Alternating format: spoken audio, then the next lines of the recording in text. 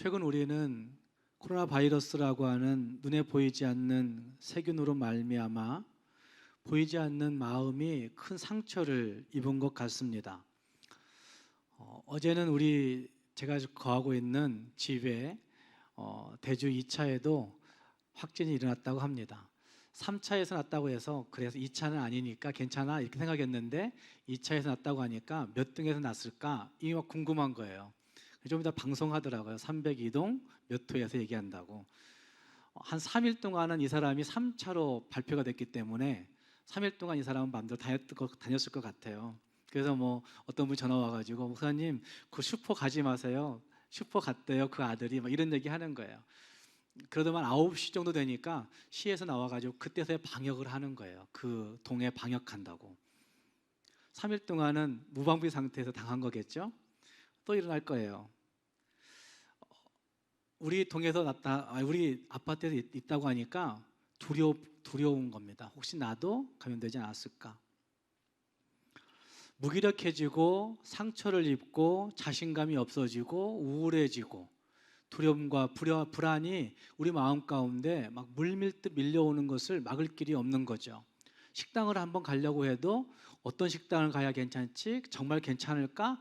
한 번 더 생각해 보게 되고 식당 안 가고 그냥 대충 어디서 집에서 먹고 라면 먹고 이렇게 되어버리는 일들은 어쩌면 이 코로나 바이러스라고 하는 그 세균이 우리의 모든 생각과 감정을 다 지배해버리고 있는 경향이라고 생각이 되어진다는 말입니다. 그리스도인들도 예외는 아닌 것 같습니다.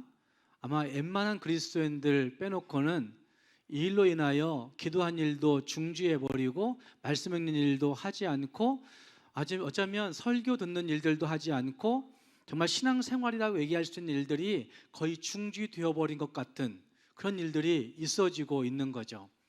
그래서 코로나 이후에 교회가 어떻게 될 것인가 매우 부정적으로 전망한 사람들도 많이 있는 것을 볼 수가 있습니다.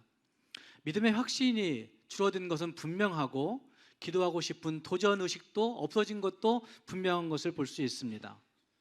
만약 사탄이 코로나 바이러스라고 하는 세균을 이용할 수 있다고 한다면 그 전략이 무엇이었을까라는 생각을 이번 주간은 해보게 되었는데 아마 한국 교회가 가지고 있는 이 태도들이 정말 사탄이 그 전략을 세웠다라고 한다면 딱 들어맞는 전략이 아니었을까라고 생각이 되어지는 거죠.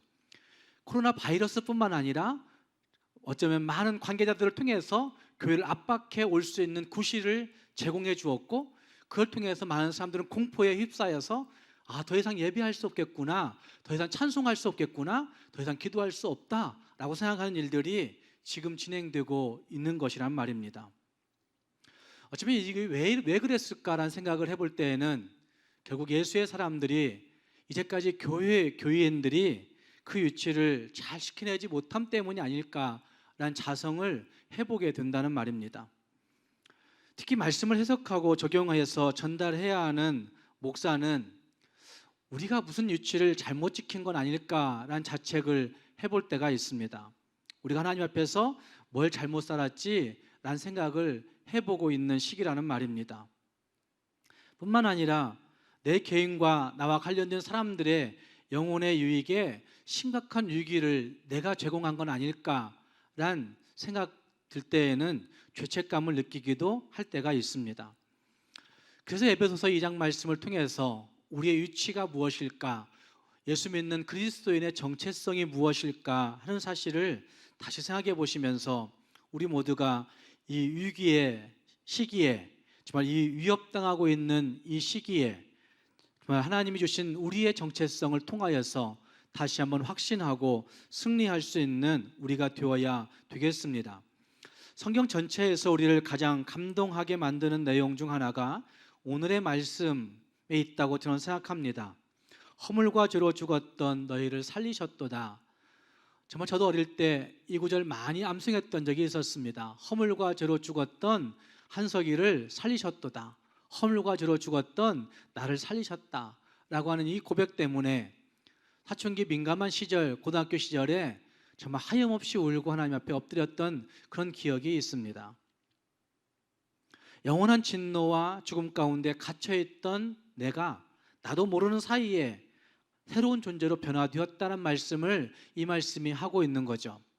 단순히 그 허물과 죄가 내 어떤 죄, 그 자범죄의 문제만이 아니라 그 죄가 파생한 많은 문제들을 열거할 수 있는데, 그 모든 죄에 파생된 모든 문제까지도 하나님이 다 사하시고 새롭게 변화시키셨다, 하나님이 살리셨다, 하나님이 죽은 나를 살리셨다라고 말씀하신 이 말씀이 크게 와닿아졌던 적이 있었다는 말입니다. 여러분은 이 문제에 대해서 얼마나 실제적으로 느낌이 오십니까?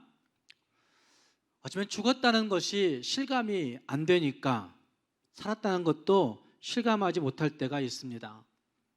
어제 저녁에 저희 가은이가 근무 쓰다가 더 이상 연병 치료를 중단하겠다고 서명한 환자 하나가 죽었습니다. 그런 일들이 지금 그 심장병동에서는 많이 있는 거예요.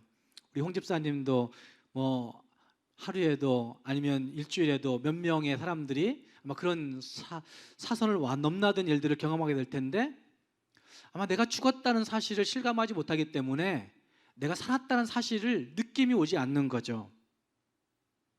하지만 죽었다는 것을 실감하면 살려준 것이 고맙고, 살려준 것이 감격스럽고, 살려준 것이 정말 감사하다고 느낄 텐데, 정말 내가 죽었다는 사실을 잘 느끼지 못하는 데 문제가 있을 겁니다. 4절 말씀, 우리가 읽었던 말씀은 실제는 그러나라고 하는 접속사가 원문에는 있습니다. 그래서 그러나로 시작되고 있는데, 이전의 우리 모습은 그 자체가 죽은 모습이라고 얘기할 수 있습니다. 유진 피터슨이라는 신학자는 여기 에베소서 2장 2절과 3절을 이렇게 표현했습니다. 스크린을 보시면, 여러분은 더러운 불신을 폐에 가득 채우고서 불순종의 기운을 내뿜었습니다. 우리는 너나 없이 자기가 하고 싶은 것을 마음대로 하며 살았습니다. 하나님께서 평정심을 잃고 우리 모두를 쓸어버리지 않으신 것은 정말로 놀라운 일입니다 라고 그렇게 번역했습니다. 그러나 긍휼이 풍성하신 하나님이 우리를 그 큰 사랑을 인하여 살리셨다고 한 말씀이 4절 말씀에 나와요. 근데 2절 말씀과 3절 말씀 보면 우리는 그 더러운 불신을 우리 폐에 가득 채우고 살고 있고, 우리 심장 가운데 하나님이 싫어하시는 죄성을 가득 안고 살고 있고, 어쩌면 불순종의 기운을 우리는 입술을 열 때마다, 호흡할 때마다 내뿜으며 살고 있다고 유진 피터슨은 그렇게 해석하고 있는 거죠. 너나 할 것 없이 우리는 자기 하고 싶은 대로 살고 있는 그런 경향들이 있는 겁니다. 하나님의 평정심을 조금만 잃으셨다고 한다면 우리는 그냥 죽음이었던 것이죠.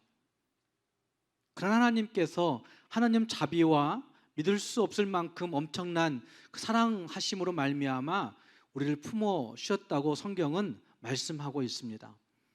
그래서 이것을 느끼면 이 황홀한 감사가 있게 될 것이고, 이것이 마음에 와닿아지면 감격하면서 하나님을 섬길 수 있는 은혜가 있게 된다는 말씀이죠. 구원받은 저와 여러분이 이 사실 때문에 은혜의 자리로, 생명의 자리로 옮겼다고 하는 사실을 말씀하고 있습니다. 절망에서 소망의 자리로 옮겨졌고, 억압에서 회복의 자리로 옮겨진 존재들이라고 성경은 우리에게 말씀하고 있습니다. 바로 이것을 우리에게 구원이라고 성경은 말하고 있습니다. 그리고 그 구원이 순전히 은혜로 되어진 것이다 라고 성경은 증거하고 있기에, 그래서 우리는 은혜의 사람이 되었다고 자신 있게 증거할 수가 있는 것입니다. 에베소서 2장 말씀은 이 은혜 받음에 대해서 크게 두 가지 차원의 은혜를 이야기하고 있다고 저는 생각합니다. 한 가지는 우리가 은혜 받은 사람이다 라고 얘기할 수 있습니다. 함께 읽은 말씀에 4절 말씀에 그 큰 사랑을 인하여 우리를 살리셨다 말씀하고 있는 거죠. 허물과 죄로 죽었던 우리가 살려진 이유, 그 이유는 그 큰 사랑 때문이라고 말씀하고 있습니다.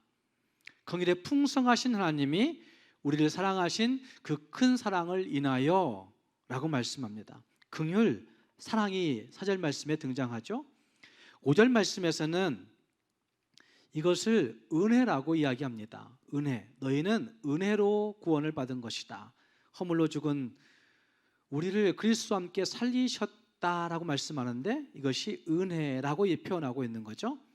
7절 말씀에서는 자비하심이란 표현이 거기에 등장하고 있고, 또 그 은혜라고 말씀하면서 은혜의 지극히 풍성함이라고 하는 표현을 7절 말씀에서는 쓰고 있습니다. 자비하심, 이것으로 끝나지 아니하고 은혜의 지극히 풍성하심이 나타나서 우리를 살리셨다 이렇게 말씀하고 있고, 8절 말씀에서도 또다시 은혜라고 한 단어와 또 긍휼이라고 한 단어와 또 구원이라고 한 단어가 거기에 나타나고 있는 것을 볼 수가 있습니다. 좀 하나님 앞에서 이 구절들을 잘 읽어보면 은혜, 자비, 사랑, 그 긍휼이 풍성 이런 모든 것들이 하나님의 은혜를 표현하고 있는, 우리의 은혜를 받은 자라 하는 사실을 표현하고 있는 모습이라고 얘기할 수 있습니다. 이것은 불쌍히 여김을 의미하는 단어들이라고 얘기할 수 있습니다. 긍휼, 자비라고 한 단어들은, 은혜라고 한 단어들은 불쌍히 여김을 의미하고 있는 단어라 할 수 있다는 말입니다. 어쩌면 불쌍히 여긴다라고 한 단어는 우리가 싫어하는 단어들인 거죠.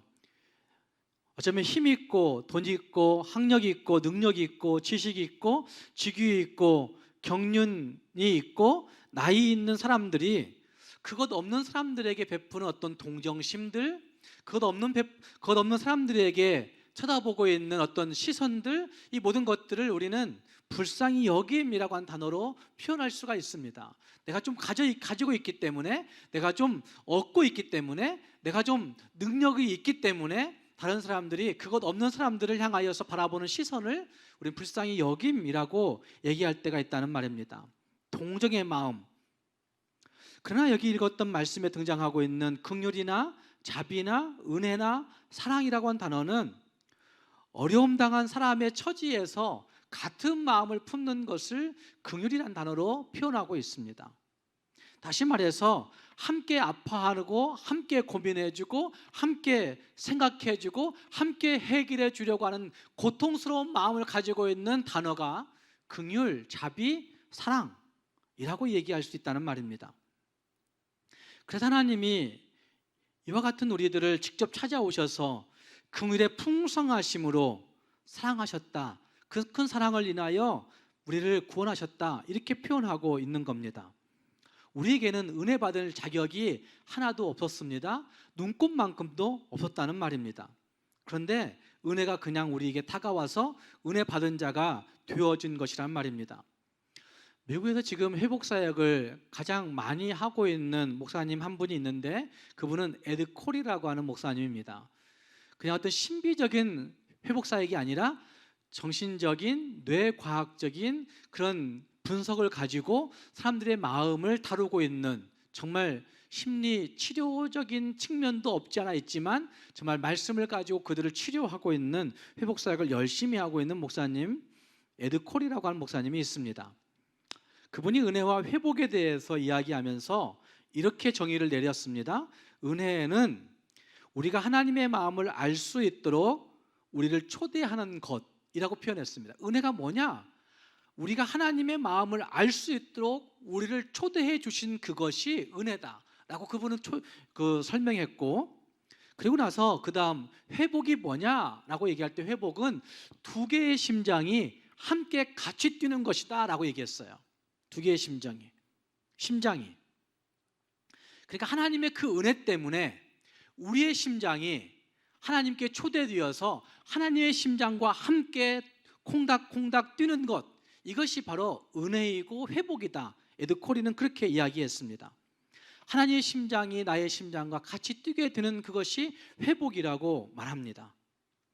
어쩌면 우리가 사람으로서 내 심장만 가지고서는 세상의 많은 일들을 경험할 때마다 불안해하고 두려워하고, 어쩌면 그것 때문에 콩닥콩닥 거리다가 결국은 죽게 생겨버린 이런 일들도 많이 있는 거죠. 우리의 심장이 하나님의 심장과 코드를 맞추고 하나님의 심장과 박동수를 맞추고 하나님의 심장과 어쩌면 그 균형을 맞추게 된다고 한다면 우리는 하나님의 심장으로부터 오는 기쁨과 평강에 반응하면서 살게 된다고 에드 코리 목사는 이야기합니다. 그래서 우리의 기쁨, 사람의 평강은 하나님의 이런 은혜의 초대에 반응할 때부터 시작되는 것이다. 하나님의 은혜의 초대를 느끼고 알고 그분의 은혜의 초대에 반응할 때부터 기쁨이 생기게 된다고 이야기합니다. 그러면서 코리 목사님은 우리의 뇌가 은혜와 그에 대한 반응으로 가는 기쁨과 평강의 관계 회로가 있다고 관계 회로를 이야기합니다. 은혜가 우리를 기쁨과 평강으로 가는 관계 회로 역할을 한다고 이야기합니다. 그래서 그 은혜의 코드를 알게 되면, 은혜의 코드를 느끼게 되면, 내가 은혜 받은 자라 사실을 확신하게 되면 우리는 그때부터 참된 회복의 삶을, 평강의 삶을, 성숙한 삶을 살게 되는 것입니다. 그 은혜와 기쁨이 우리 삶의 기초가 되지 아니하면 우리는 여전히 불안하고 여전히 두렵고 여전히 부정적 감정을 막을 길이 없고 충동적인 중독 증상 등을 이길 수 없는 존재가 되어 있을 때가 많이 있는 것입니다. 문제는 은혜라고 하는 것이 우리 삶의 기초가 되어 있느냐 하는 것입니다. 코로나 바이러스가 우리 삶 가까이 다가와 있지만 그럼에도 불구하고 은혜라고 하는 것이 내 삶의 기초가 되어 있다고 한다면 우리는 조금 더 다른 삶을 살 수가 있을 텐데, 은혜라고 하는 사실이 우리에게 정말 기둥처럼 박혀 있다고 한다면 달라질 텐데 라는 생각을 해보게 된다는 말입니다. 사랑하는 성도 여러분, 은혜라고 하는 그 도구가 여러분의 삶의 기초가 될 수 있기를 바랍니다. 정말 은혜 받은 자이구나, 하나님이 긍휼의 풍성하신 그 큰 사랑을 인하여 내게 은혜 베푸심으로 말미암아 나는 은혜 받은 자가 되어 있구나 라는 사실을 분명히 확신하며 살아갈 수 있는 우리 모두가 될 수 있기를 주님의 이름으로 축복합니다. 이것을 5절과 6절 말씀에서 표현하고 있는 동사로 살펴볼 수 있다고 한다면 거기에 그런 말씀을 하고 있습니다. 허물로 죽은 우리를 그리스도와 함께 살리셨다 이렇게 말씀하고 있고, 6절 말씀에서는 일으키셨다, 함께 일으키셨다 이렇게 말씀하고 있고, 그리고 6절 말씀 하반절에서는 그리스도 예수 안에서 함께 하늘에 앉히셨다라고 말씀하고 있습니다. 허물로 죽은 우리가 정말 죽은 자들이지만 하나님이 함께 살리시고 함께 일으키시고 함께 앉히셨다고 말씀합니다. 전부 미래의 사건이 아니고 과거의 사건들이라고 말씀합니다. 다시 말해서 우리는 미래의 하늘 보좌에 앉히신다고 생각하지만 성경은 우리에게 말씀하시기를 이미 우리가 하나님과 같은 하나님의 우편에 앉아있다라고 한 표현을 쓰고 있다는 말입니다.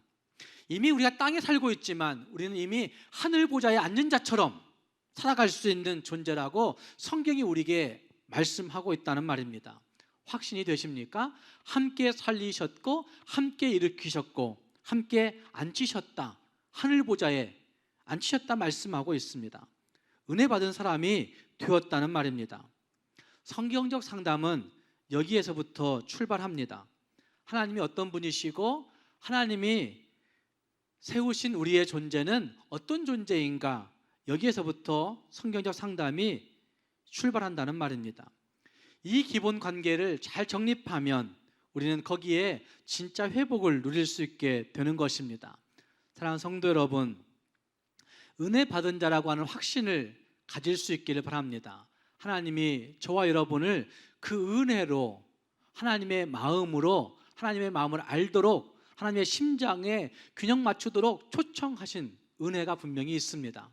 그 은혜를 기억하면서 한 주간 동안도 여러 가지 불안과 두려움이 우리에게 닥쳐오지만 그럼에도 불구하고 우리의 심장이 하나님의 심장과 같이 뛸 수 있는, 같이 균형 맞춰 갈 수 있는 은혜가 있어서 그 은혜와 회복의 기쁨을 누릴 수 있는 우리 모두가 될 수 있기를 주님의 이름으로 축복합니다.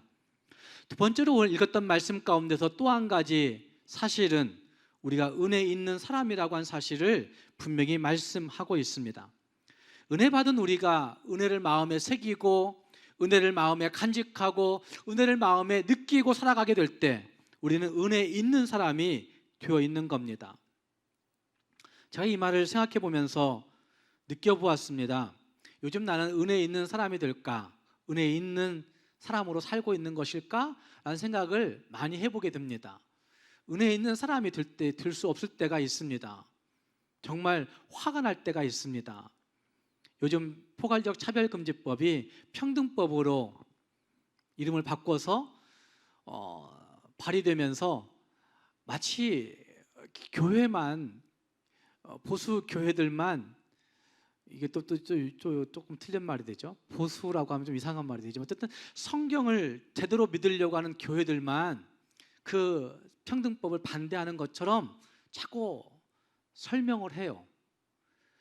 그런데 어떻게 그렇게 할 수가 있어요? 화가 나요. 막 그런 때는 은혜 있는 자의 모습을 갖지 못할 것 같은 그런 느낌이 저에게 들 때가 있어요. 우리가 성소수자들을 버리자는 얘기가 아니고 존중하지 말자는 얘기가 아니에요. 만약에 우리 교회에 동성애자가 들어오면 저는 그를 위해서 품고 그를 만나주고 그에게 더 가까이 음식도 사주고, 그다음에 그 마음을 되돌리려고 아마 그에게 상담이라고 하는 도구를 사용해서라도 그를 만날 거예요.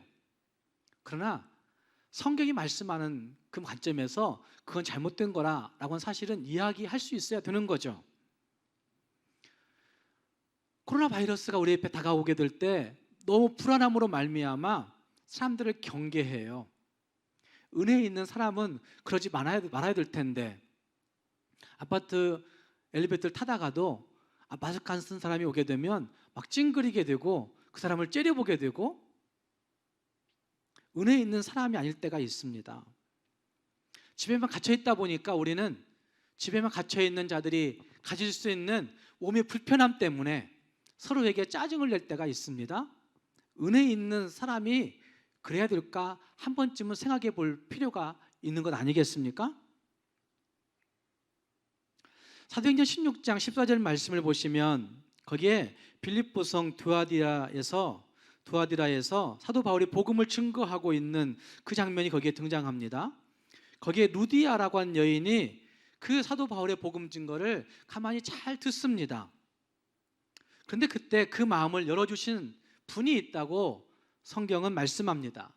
주께서 그 마음을 열어 바울의 말을 따르게 하셨다. 그 마음을 열어주신 이를 성경은 뭐라고 표현하고 있습니까? 주께서라고 표현하고 있습니다. 거기 주라고 표현하고 있는 표현은 주의 성령이라고 이해할 수 있기도 하고, 하나님께서 그의 마음을 열어주셨다 이렇게 이해할 수도 있습니다.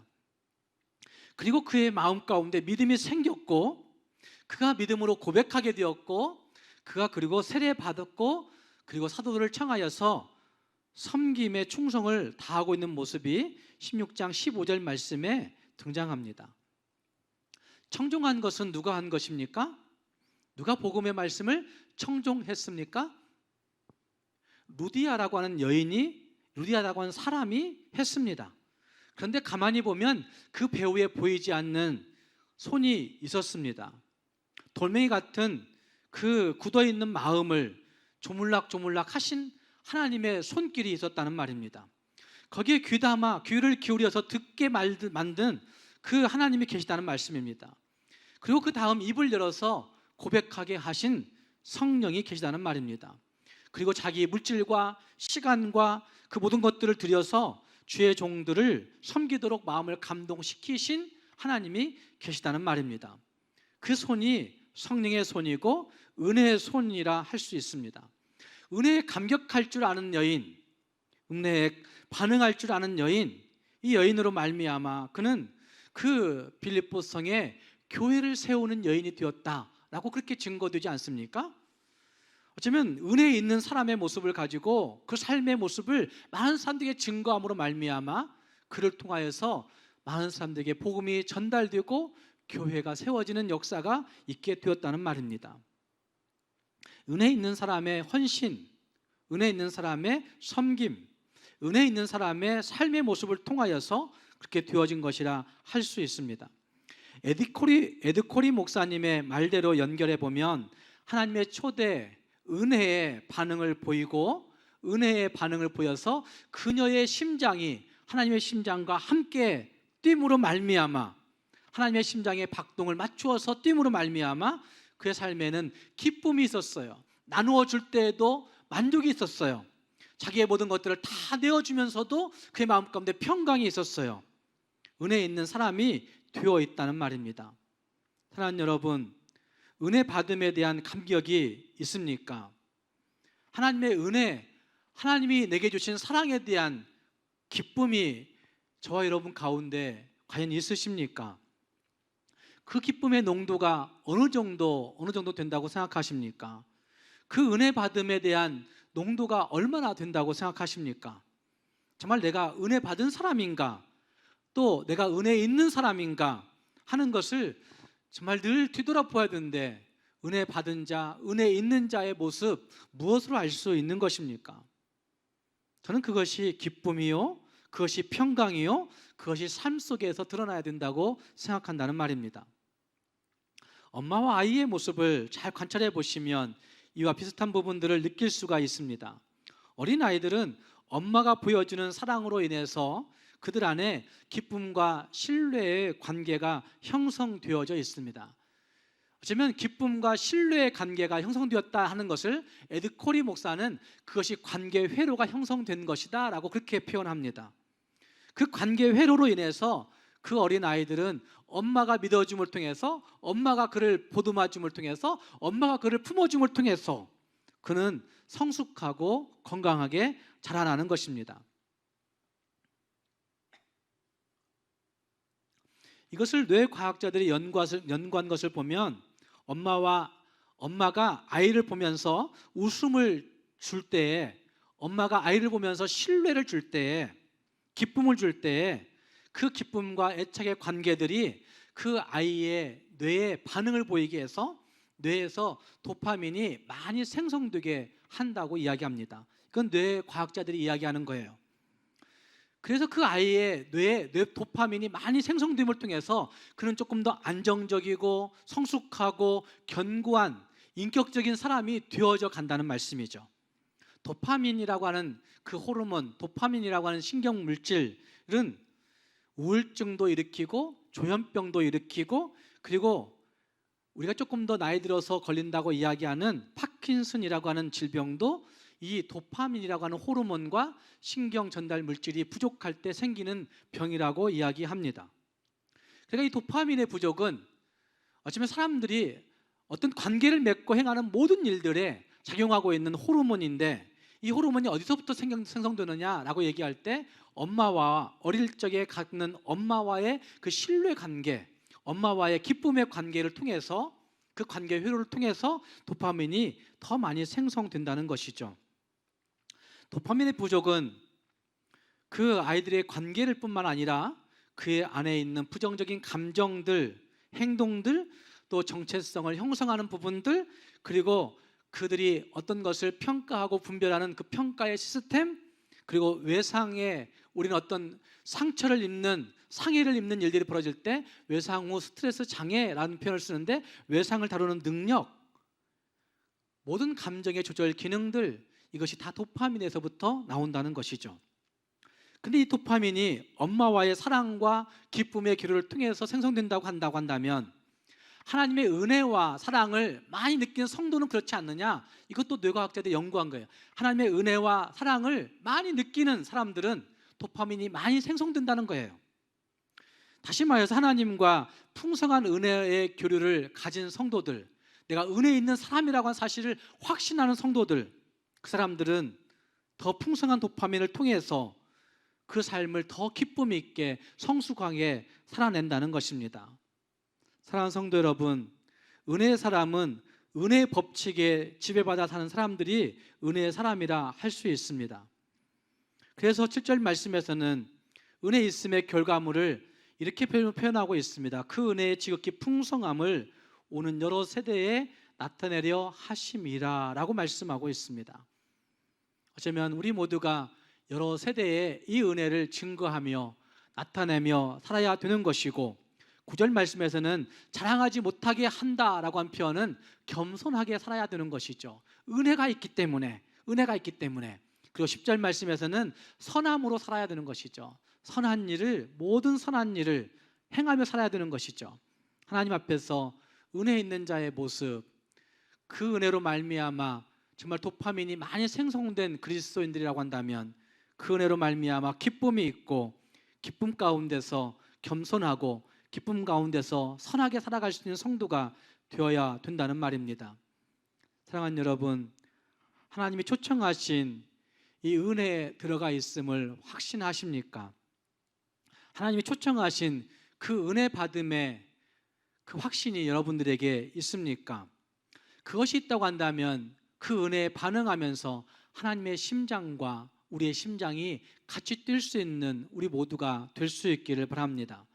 하나님의 심장을 통해서 우리의 분노가 소멸되어지고 하나님의 심장을 통해서 우리의 거짓이 진리로 바뀌어지고 어쩌면 하나님의 심장을 통해서 불의스러운 일들이 의롭게 살고자 노력하는 방법으로 바뀌어지고 하나님의 심장을 통해서 회개의 영이 날마다 있음으로 말미암아 정말 하나님의 심장이 같이 뛸 수 있는 하나님의 사람들이 될 수 있기를 주님의 이름으로 축복합니다.